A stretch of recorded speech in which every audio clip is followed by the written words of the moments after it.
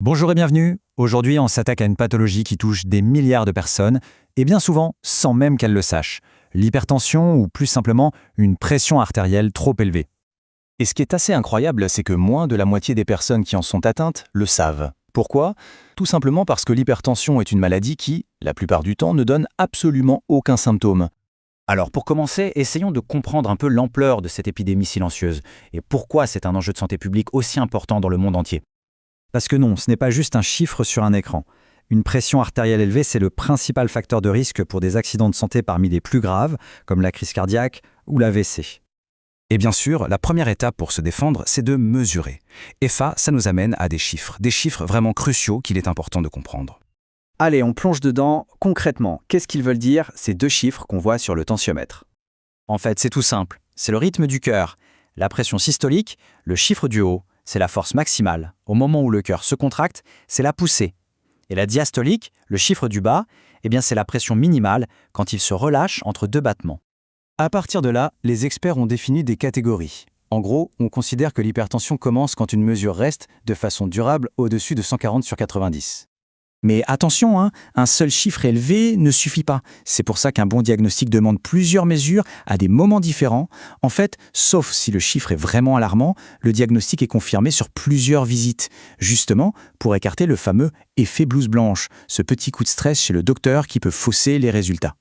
Alors là où ça devient vraiment intéressant, c'est qu'une fois le diagnostic posé, la stratégie de traitement, elle, n'est pas la même partout dans le monde. On a en fait un débat assez passionnant entre, disons, l'approche américaine et l'approche européenne. Les directives américaines ont tendance à se concentrer sur des seuils stricts. Côté européen, la vision est un peu plus large. On regarde le chiffre, bien sûr, mais aussi tout le profil de risque cardiovasculaire du patient avant de décider de commencer un traitement.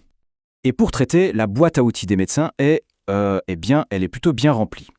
Il y a plusieurs grandes familles de médicaments qui fonctionnent toutes un peu différemment pour faire baisser la pression artérielle. Donc, ce qu'il faut vraiment retenir ici, c'est que le choix du médicament, ce n'est jamais du hasard, c'est du sur-mesure. On l'adapte vraiment au profil de santé de chaque personne pour avoir le meilleur bénéfice possible. Mais attention, les médicaments ne font pas tout, loin de là.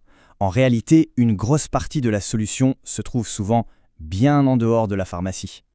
En fait, pour beaucoup de gens, surtout ceux qui sont dans la catégorie normale haute, c'est même la toute première chose à faire.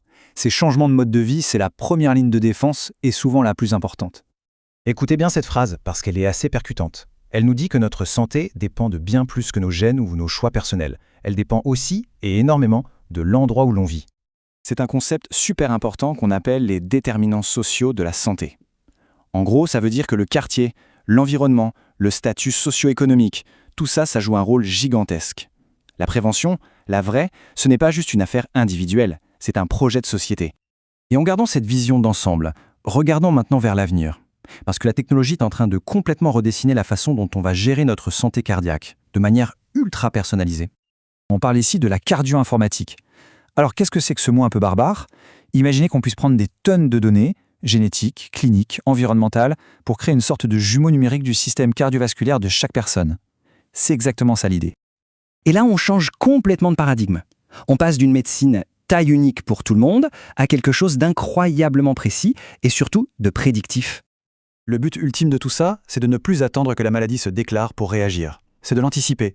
Si on comprend les causes profondes, de l'échelle du gène à celle du quartier, alors on peut intervenir beaucoup plus tôt, et de façon bien plus efficace.